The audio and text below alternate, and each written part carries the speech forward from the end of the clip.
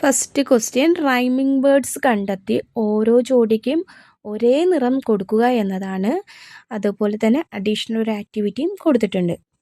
അടുത്ത question page number 21 ബോക്സിൽ തന്നിരിക്കുന്ന സൂചനകൾ ഉപയോഗിച്ച് ഒരു കവിത പൂർത്തീകരിക്കാനാണ്. അടുത്ത് പേജ് നമ്പർ 22 സാഷ പെൺകുട്ടിക്ക് ഒരു ഉണ്ണിയപ്പം നൽകി, പക്ഷെ ആ പെൺകുട്ടി അത് സ്വീകരിക്കാതെ ഓടിപ്പോയി.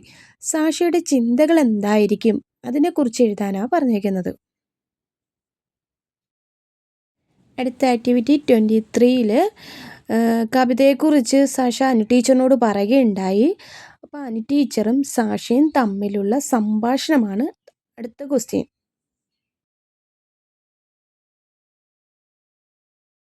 ആക്ടിവിറ്റി 6 മിസ് അനുപമ ഹെഡ് മാസ്റ്റർക്ക് മെസ്സേജ് അയക്കാൻ തുടങ്ങി. ഉചിതമായ സംഭാഷണങ്ങൾ തിരഞ്ഞെടുത്ത് ചാറ്റ് ബോക്സ് പൂരിപ്പിക്കുക.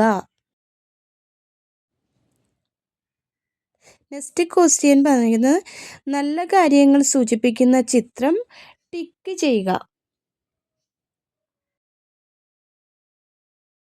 ആക്ടിവിറ്റി 8 കഥയിലെ ചില സംഭവങ്ങൾ താഴെ കൊടുത്തിരിക്കുന്ന ക്രമത്തിലാക്കുക. ആക്ടിവിറ്റി 9 എന്ന് പറയുന്നത് ഡിസ്ക്രൈബ് ചെയ്യാനാണ്. ചിത്രത്തിൽ കാണുന്ന രംഗം വിവരിക്കുക. ആക്ടിവിറ്റി 10 വാചകങ്ങൾക്ക് യോജിച്ച ഇമോജസ് ചേർക്കുക.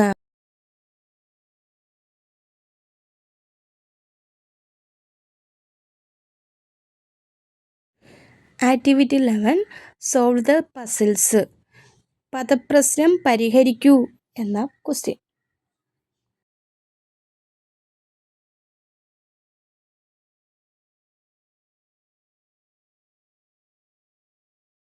ആക്ടിവിറ്റി 12 ചിത്രം നോക്കി അടുക്കളയിലുള്ള സാധനങ്ങളുടെ പട്ടിക തയ്യാറാക്കുക. അതിനുശേഷം നിങ്ങളുടെ വീട്ടിലെ അടുക്കളയിലെ സാധനങ്ങൾ പരിശോധിച്ച് സാധനങ്ങളുടെ പേരെഴുതി ചേർക്കുക. ആക്ടിവിറ്റി 13 എന്ന് പറയുന്നത് ഒരു ആൽബം തയ്യാറാക്കാനാണ്. അടുക്കള ഉപകരണങ്ങൾ തന്നിരിക്കുന്ന ലിസ്റ്റിൽ അടുക്കള ഉപകരണങ്ങൾ വച്ചിട്ട് ഒരു ആൽബം തയ്യാറാക്കുക.